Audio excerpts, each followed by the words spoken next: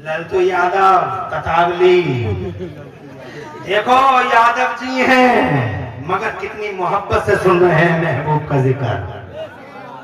यही मिसाल बननी चाहिए गंगा जमनी तहजीब के इस देश में, जहाँ कल्चर का मिक्सचर है। मेरा भारत महान भारत, मेरा इंडिया ग्रेट इंडिया, मेरा देश महान देश, मेरा भारत ऐसा है कि जल से तुम कर रहे हो और यादव जी नाम दे रहे हैं। माशाल्लाह मुझे बड़ी खुशी हुई कि मेरे इस जलसे में जहाँ मेरे मुसलमान भाई हैं वहीं मेरे नॉन मुस्लिम भाई भी माशाल्लाह हमारी बातों को सुन रहे हैं। ऐसा देश है हमारा, इस इंडिया पे नाज है हमें। हमारा सीना चौड़ा होता है हमारे देश की तरक्की और खुशहाली पर। हम बात करने चले हैं मुस्तफा की हुकूमत की, तो हमारा इंडिया चांद पे गया था अभी कुछ दिनों पहले। हमारा देश बहुत तरक्की कर रहा है, हमारा देश आगे बढ़ रहा है, हमारा देश विकास कर रहा है, हमारा देश विकसित हो रहा है। We are very proud that we are Indians. हमारा सीना 54 इंच का है। हम लव इंडिया, वो लाइक इंडिया। हिंदुस्तान हमारा चांद पे गया, हर जगह लिखा हुआ देखा India is now on the moon. Bharat हमारा चांद पे। जब चांद से साइंस वाले यहाँ के भी और बाहर के भी जब आए थे, 2 फोटो लाए थे।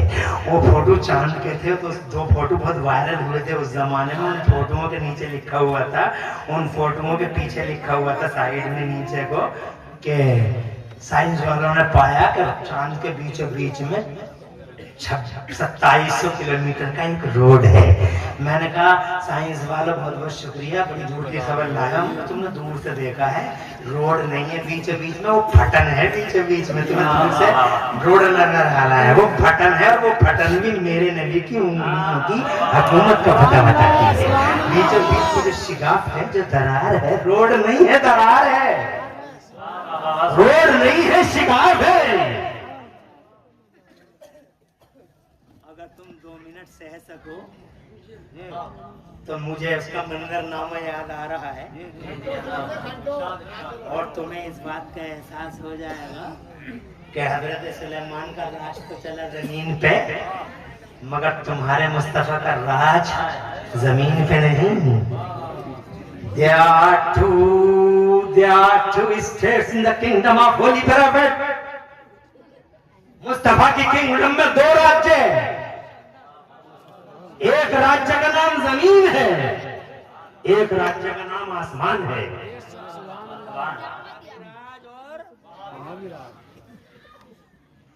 बात है 14 जुल्हज्जा की। तारीख थी जुल्हज्जा यानी बकरीद के महीने की 14 तारीख, 14वीं रात थी। ऐसे ही शाम का धुंधला हो गया था, मगर ये 14वीं का चांद था, रोशनी बिखेरे हुए था। अबू जहल एंड कंपनी बड़े आराम से काबे के आसपास बैठी हुई थी। अबू जहल एंड कंपनी बड़ी मनहूस कंपनी है। इस कंपनी ने हमारे नबी के रास्ते में कांटे बिछाए, मगर मुस्तफा ने कांटों पे चल चल के दीन मोहम्मद दीन खुदा फैला डाला। इन्होंने कौन सा ट्रिक यूज नहीं किया, मगर हर ट्रिक को काटते रहे मुस्तफा और दीन खुदा फैलाते रहे मुस्तफा। नबी का सैलाब रुका ही नहीं, सैलाब थमा नहीं, कानों में रूमियां ठूंस के दे दी। जितना कानों में रूमियां ठूंसते थे उतना ही जन्नत वाले मेरे नबी की आवाज कानों की रूइयों की सरहद और सीमा को फाड़ फाड़ के लोगों के दिलों में उतरती चली जा रही।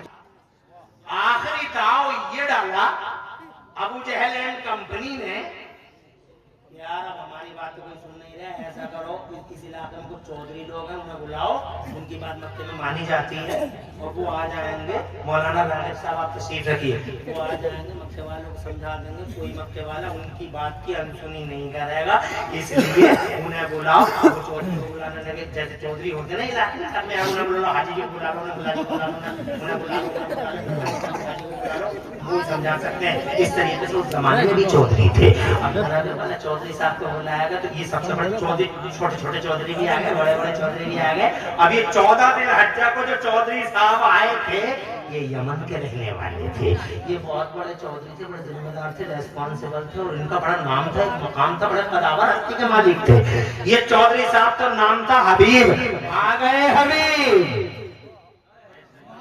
बहुत बड़े चौधरी है, बहुत चलती है मक्के में इनकी, इसलिए बुलाया जी हमें।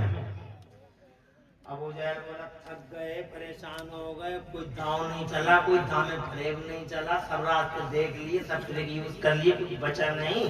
Face to face, door to door, लोगों को समझाओ मोहम्मद के कहने में कोई ना आए, तुम्हारी मानते हैं मक्के वाले। तो हबीब बोला किसकी बात कर रहे हो? कहा मोहम्मद की। कहा वो अब्दुल्ला का बेटा मोहम्मद? कहा उसी की बात कर रहे हैं। कहा अबू तालिब का भतीजा मोहम्मद? कहा उसी की बात हो रही है। कहा अब्दुल मुत्तलिब का जो पोता है वो मोहम्मद? मैंने बहुत कुछ सुना है उसके बारे में और तुमसे भी जानकारी मिल रही है। एक काम करो, तुम्हारी तो हमने सुन ली, तुम्हारी तो हमने, बहुत बड़ा जादूगर है वो, कानों में रूहियां डाल दी मगर आवाज पहुंचा दी उसने, रास्ते में कांटे डाल दिए मगर उसने दीन खुदा को फैला डाला, एक अल्लाह की तबलीग करता है वो, बहुत बड़ा जादूगर है वो, मान अल्लाह। अबू जहल एंड कंपनी ने कहा। तो हबीब बोला एक काम करो, तुम्हारी तो हमने सुनी, एक बार उसे बुलाओ, एक बार जरा उसकी भी तो सुन ले, एक बार जरा उसकी भी तो सुन ले। अरे एक तरफा बात सुनने से क्या हासिल है, दो तरफा बात होती है तो मजा आता है, तब पता चलता है सच्चाई क्या है, काला और सफेद क्या है, ब्लैक एंड व्हाइट क्या है। तो अबू जहल बोला क्या बात करना चाहते हो उससे? अरे बात का ही तो झगड़ा है, जो एक बार बात कर लेता वो उसी का हो जाता है, जो एक बार अब्दुल्ला के बेटे से बात कर लेता वो उसके कदमों में झुक जाता है, उसके चरण छूने लगता है, बात का ही तो झगड़ा है। और तुम कह रहे हो एक बार बात करने का मौका दिया, नो नो नो, किसी तरह से भी अलाउ नहीं किया जा सकता, बात नहीं की जा सकती, इजाजत नहीं दी जा सकती। कहा अगर अब्दुल्ला के बेटे से कोई इजाजत नहीं दी जा सकती बात करने की तो फिर हम तो जा रहे हैं यमन को, तुम अपना काम धाम संभालो, तुम जानो करना क्या है, हम तो चले यमन को। तो यादव जतावली कमाल कर दिया यार। यादव जी ने जैसे ही नबी का चर्चा आता है, यादव जी जनाबे वाला मोहब्बत की सौगात लेके स्टेज पे देख रहे हो तुम, एक नबी पाक का नाम लेकर जरा सा मतलब इन्होंने मोहब्बत का नजराना पेश कर दिया, कितना नाम लिया जा रहा है, सुभान अल्लाह, समझो है, मुस्तफा के नाम से मोहब्बत का कमाल है, बेशक सुभान अल्लाह, आगे बढ़ने की इजाजत है, और इन्हीं बातों से पांसे भी पलट जाते हैं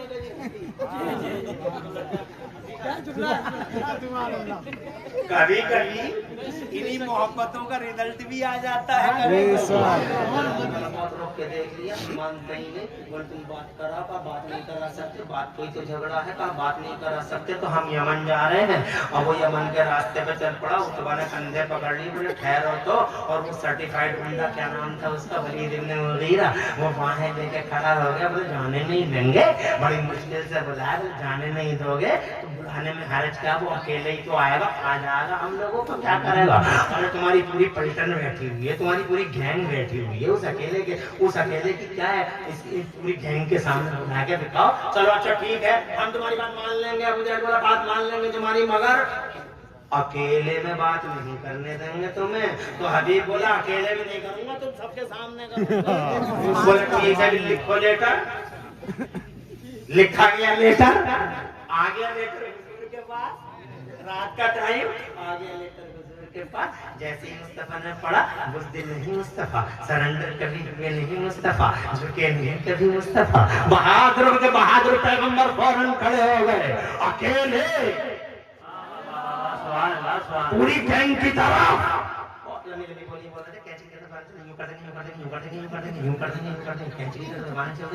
बड़े बड़े दबान से, और जैसे ही नबी को देखा है बत्ती ऐसी गुल हुई, ऐसा सन्नाटा छाया पूरी मजलिस में, ऐसा सन्नाटा, और ऐसा सन्नाटा, कह रहे हो नसीरपुर वालों संभल वालों, अल्लाह जज़ा खैर दे, और संभल वालों नसीरपुर वालों, अगर तुम देखते उस सन्नाटे को तो तुम तो ये समझते कि गूंगे खड़े हैं, और मैं देखता तो ये समझता जैसे मुर्दे खड़े हैं, लाशें खड़ी हैं, ये मंजर था। अल्लाह जज़ा खैर दे मेरे आला हज़रत इमाम अहले सुन्नत मुजद्दिद दीन व मिल्लत मोहसिन अहले सुन्नत हुजूर सैयदना इमाम अहमद रज़ा मचल के बोले या रसूल अल्लाह कमाल हो गया या रसूल अल्लाह, तेरे आगे यूं है तबे लचे फुसहार के बड़े बड़े, तेरे आगे यूं है लबे लचे फुसहार के बड़े बड़े, कोई जाने मुंह में दबा नहीं, कोई जाने मुंह में दबा नहीं, नहीं बल्कि जिस्मों में जाना ही। या रसूल अल्लाह, ये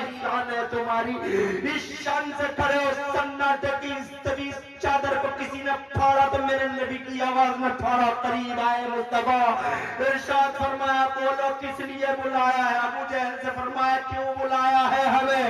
तो अबू जहल पल्ला झाड़ के बोला मैंने नहीं बुलाया, इसने बुलाया, इससे बात करो, मैंने नहीं बुलाया, इसने बुलाया। तो अंदर से हबीब आया निकल के, झुंड के अंदर से आके बोला हमने बुलाया है, हबीब नाम है हमारा, यमन के रहने वाले हैं हम, बहुत जिम्मेदार है हम, तमीज से बात करना, तुम हमसे अल्लाह जज़ाए खैर दे। इरशाद फरमाया तमीज और तहजीब से बात करना अब्दुल्लाह के लाल, हमारा नाम हबीब है, बहुत जिम्मेदार है, रेस्पॉन्सिबल है, तमीज से बात करना। मुस्तफा जाने रहमत ने इरशाद फरमाया अरे ओ हबीब, तमीज और तहजीब ही सिखाने के लिए अल्लाह ने मोहम्मद रसूलुल्लाह को भेजा है, तहजीब सिखाने ही के लिए मोहम्मद आए हैं।